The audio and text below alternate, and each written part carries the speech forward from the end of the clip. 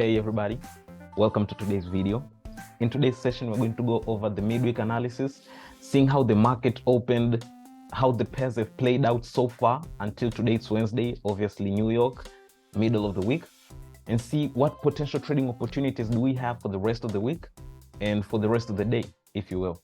So starting off in front of us is DXY. I made an analysis of this pair yesterday. Obviously, I told you guys prices will push all the way until they reach up here, and they have. So it's incredible to see my analysis play out right in front of our very eyes.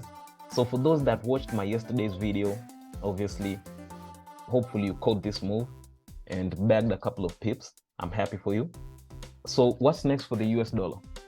So for the US dollar, for me, if you ask me right now, I do believe that prices will be retracing a bit. They won't keep on pushing, they'll retrace a bit, right? And the reason for that is obviously, as I said yesterday in yesterday's video, it's the move will be exhausted, and it's after its fifth impulse wave. So I believe prices will be exhausted a bit. So this was wave 2, this was wave 3, this is wave 4. Now we're at wave 5. After wave 5, you must see some kind of retracement, right? So probably prices might retrace to even come back and retest this trend line, as it wasn't retested yet. And as we can see here, prices after this move, they just bounced off this structure. They didn't touch the Fibonacci, they didn't touch this trend line. So we might be seeing prices retrace to come back somewhere down here before we actually see a continuation in the bullish trend, because there's no doubt that the bullish trend is still very strong, and it will continue to push higher. So currently for the US dollar, I'll be anticipating to see some kind of retracement before I see any continuation. So yeah, USD JPY, at the beginning of the week, I made my analysis of this pair, anticipating to see prices retrace until somewhere here to look for entries before we take off. Unfortunately, we didn't get that opportunity, as prices didn't retrace to our desired point and prices just took off. Obviously, you know, we are price action traders and we don't have the fear of missing out, as we believe there are ample trading opportunities in the markets. So we didn't chase the trade, we just let it be. And as you can see, it's flying, almost hitting our take profit. We'll get it next time. Next time, prices will play out according to how we want them to. So unfortunately, we didn't get an entry, so we missed it. Now we'll just be watching it to see how prices will react once they reach up here. Euro USD, we just closed the trade in this pair. We just closed the trade in this pair at about 3R. At about 3R, we just closed the trade in this pair.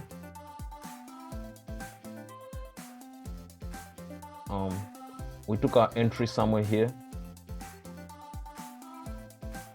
We took a short trade somewhere here. Stops was somewhere up there. We locked our targets somewhere down there. The aim was to we were actually aiming for these lows all the way down here, somewhere around 7.9, obviously. But because we obviously understand the way the DXY is playing out right now, as I just showed you, DXY has reached this point here. So there's a very high possibility prices might retrace before pushing higher. As you can see, they've started to consolidate. So we are like, okay, cool. We have already 3R floating in profits. Let's just close the trade. And then if prices retrace and then we get another entry, we'll take that entry. But now we have to close the trade. So we made an executive decision and decided to close the trade at about 3R. And we just banked 3R. I think I posted it in all of my trades, all of my socials. So I think you just saw that. We closed at 3R, profits, net profit 3R. That was a good trade. So currently Euro USD, maybe I'll be anticipating to see prices retrace. As I said, I'll be anticipating to see prices retrace to somewhere maybe here. before you actually see a continuation on the downside, right? So once prices retrace somewhere here, we might be looking for a confirmation candlestick to take our trade, as our first exit will be there.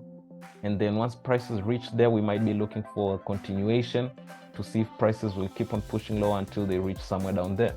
So that's the trade that I'll be looking for in Euro USD.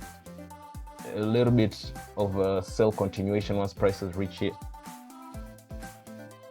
GU, not really looking for any trades in this pair, to be honest with you guys.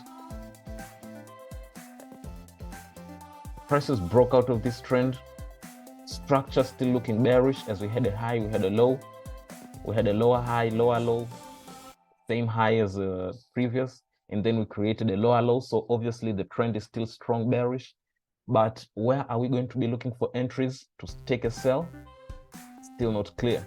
So I'm really not looking for any entries on this trade. I'm not looking for any entries on this trade, as I just told you. Although this will be the most recent, structure.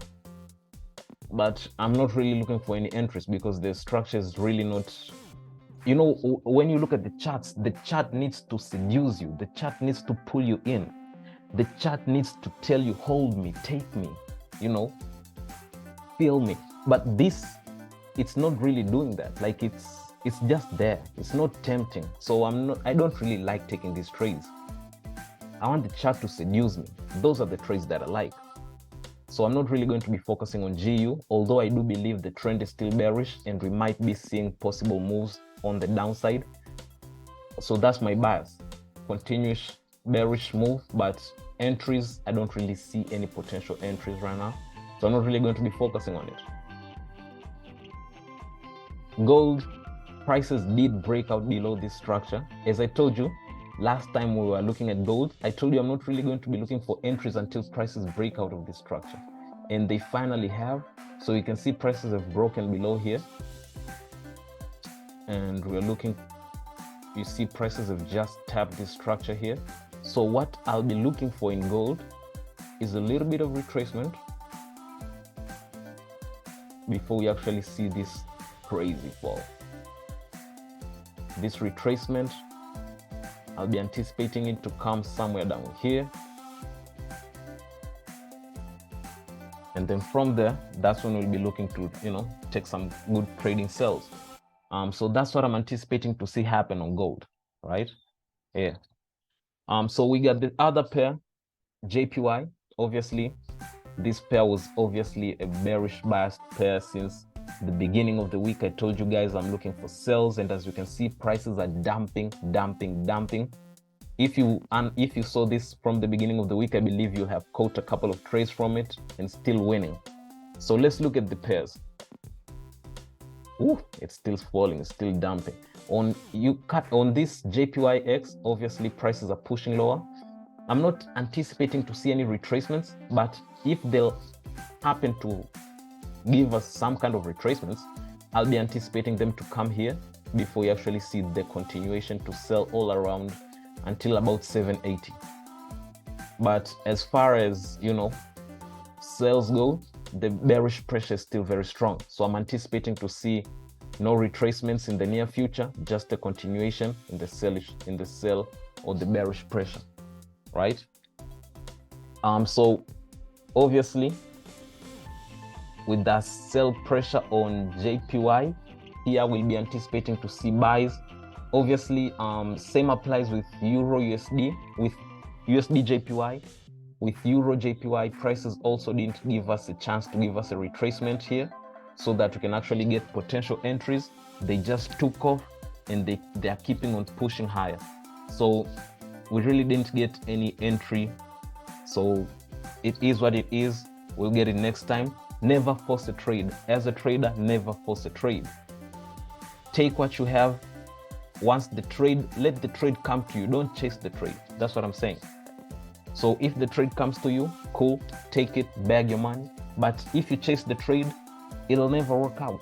It's like men, if you chase women, sheesh, When has that ever played out nicely, right? You have to build yourself, build your character, and let women come to you.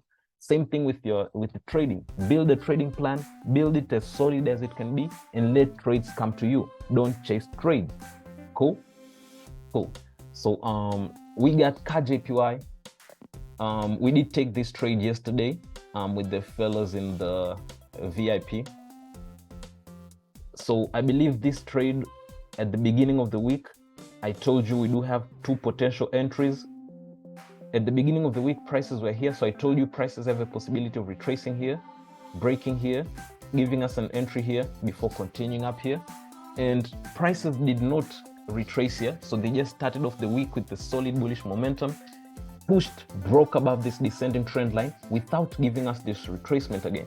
So I was like, okay, cool. The bullish momentum in Cadjpy is very strong. We might not be able to get an entry opportunity if we are not careful with it. So I was like, okay, we need to really look for an entry opportunity. Once prices gave us this solid momentum here yesterday, I was like, this is our chance. We need to dive right into this pair, because with this momentum, it's very hard for prices to push with this momentum and then prices to retrace all the way to the bottom of this candle. So I was like, let's take a trade here. Let's put our stops down here. As long as the risk to reward is good, we'll be safe. So the risk to reward was 1:4, and then we took the trade, putting our stops somewhere down here. And as you can see so far, prices are floating in deep blues. We are over 1%. We are over 1 hour in profits. That means we are floating risk-free. So that means our capital is not at risk. We are risking about 30 pips. And as you can see, it's over 40 pips in profits right now. So we are over 1%, over 1.5% R. Oh, over 1. It hasn't reached 1.5. But we're over 1% R in profit. So, you know, we're good. As long as our capital is not at risk, we're good. As a trader, your first priority needs to always be protecting your capital. It's not to make money. To make money is secondary. Primary concern, primary objective needs to be protecting your capital. Because if you have capital, you can come back to fight again in the markets tomorrow, to look for more trading opportunities again tomorrow.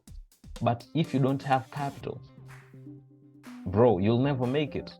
Because you'll have to again refund your account. You're only contributing to the broker. No, your priority needs to be protecting your capital. And then after that, your secondary priority will be making money. But you'll make money once you already have money to actually invest in the markets, to trade with. So your first and your only primary option needs to be first securing the bag, making sure that you don't lose what you've deposited into the account.